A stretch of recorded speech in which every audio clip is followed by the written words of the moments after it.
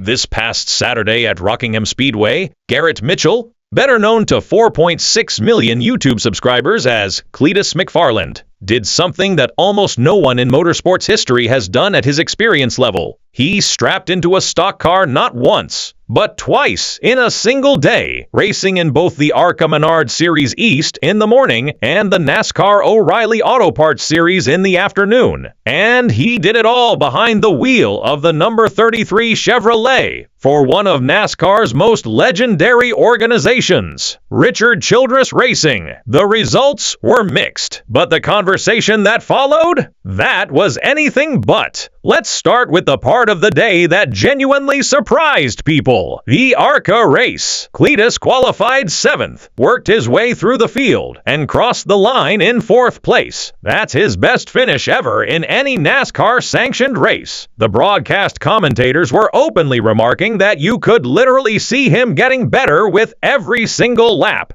He wasn't just surviving. He was running top 5 lap times, battling drivers who have spent years developing their craft at this level. His crew was shocked at the pace. His friend George Siciliano, known online as Squirrel McNutt, had an equally impressive day, qualifying 11th and finishing 9th for his first career top 10. Both cars came home clean, with nearly identical minor scuffs on them. After the race, Cleetus had something to say about what was driving him that day. "I just went out there and turned left for Greg Biffle. That name carries real weight." Greg Biffle, a NASCAR Hall of Fame nominee and one of the sport's most beloved figures, was killed in a plane crash in Statesville, North Carolina in December. Cleetus had delivered the eulogy at his funeral. That 4th place finish wasn't just a number. It meant something deeply personal. But then came the afternoon. The O'Reilly Auto Parts Series race was a completely different story. Cleetus qualified 35th, dead last.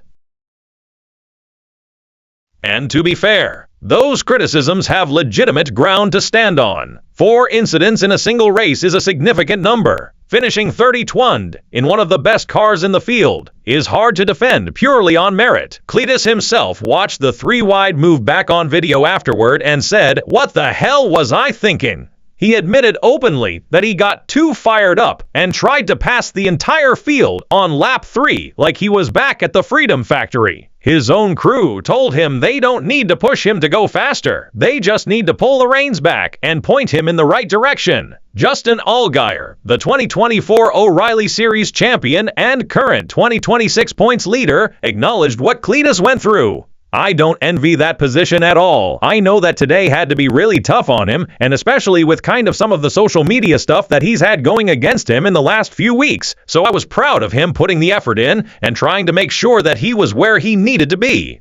When asked whether he'd draft with Cleetus at Talladega, Allgaier sidestepped completely, noting that there are drivers he races with weekly that he isn't sure he'd draft with at a superspeedway. That non-answer was its own answer. Then Mark Martin spoke, and that changed the entire conversation. Martin is not someone who throws compliments around loosely. 40 Cup wins, 5-time Xfinity Series champion, NASCAR Hall of Famer. When he talks about driving talent, people listen, and they should. On the Door Bumper Clear podcast that same week, Mark gave his honest assessment. "He didn't exceed my expectations. I expected him to run about like he ran. That part the critics latched onto."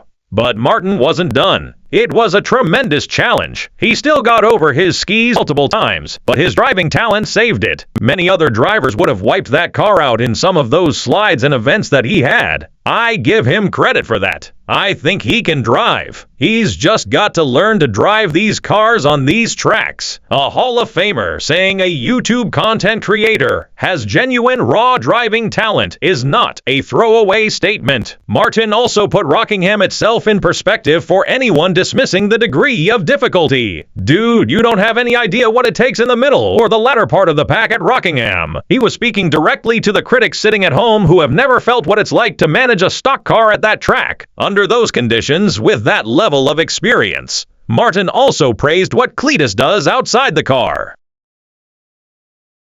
"The best thing about Cleetus is his interviews. He's coming out and saying, 'Oh, this is way harder than I thought.' He's fantastic. That self-awareness," Martin argued, "is a genuine asset, not a talking point. Before the race, Martin had already gone on record on the Dirty Mo Media YouTube channel, saying that Cleetus McFarland has a stronger following than any Cup driver in NASCAR, and that getting him involved is a win for the entire sport. More fans, more eyes, more ticket sales. Cleetus acknowledged that support directly on the Gluckcast. "I love Mark Martin. That guy has been so gracious to me. Him and Kenny Wallace have kind of been some of the few guys who have had my back." But then came the decision everyone had been waiting for. NASCAR had not automatically approved Cleetus for every track on his 3-race RCR deal. His next scheduled stop was Talladega Superspeedway on April 25th, one of the fastest and most unpredictable tracks in all of motorsports. NASCAR Executive Vice President and Chief Racing Development Officer John Probst issued a statement that was diplomatic but firm. "We're all huge Cleetus fans. We all watch his videos and are certainly very appreciative of everything he's done in our sport and will continue to do in our sport. He is approved right now for O'Reilly Series short tracks, which means he's good for all of ARCA, all of the Truck Series, and then O'Reilly up through the short tracks. We'd like to see more out of Cleetus in the short tracks. So we're not saying no, but there is more that we would like to see out of Cleetus before we would approve him for Talladega." Cleetus responded with the kind of directness his audience expects from him. "Ladies and gentlemen, I want you to hear from me first that I have been denied by NASCAR to run Talladega in my O'Reilly's car. I made my O'Reilly's debut last Saturday with hopes of getting approval for Talladega, but they did not see enough. Granted, it was a pretty hectic race. He accepted the ruling without deflection. I need more windshield time. It's not a step back, just more learning." He is still eligible to race the ARCA event at Talladega, a race he finished 10th in last year, and his path forward in trucks and short-track O'Reilly races remains open. The door to superspeedways is not closed. It is simply not open yet. What Rockingham actually proved is more nuanced than either side wants to admit. The 4th-place ARCA finish is real data, not optics, not a narrative, not a gift. The O'Reilly race showed exactly where the gaps in experience still are. And Mark Martin's words cut through the noise with the kind of credibility that neither the supporters nor the critics can dismiss. Cleetus McFarland has real driving talent. He just has more to learn. And in NASCAR, those two things can absolutely coexist. Now I want to hear from you. Did NASCAR make the right call denying Cleetus his shot at Talladega? Or are they being too hard on a guy who is clearly putting in the work? Drop a yes in the comments if you think NASCAR got it right. Drop a no if you think they should have let him race. And if Mark Martin's take caught you off guard, the way it caught a lot of people off guard, hit that like button because this story is far from over. Subscribe if you want to follow Cleetus's NASCAR journey all the way through, because the next race is coming, and when he gets back behind the wheel, you are going to want to be here for it.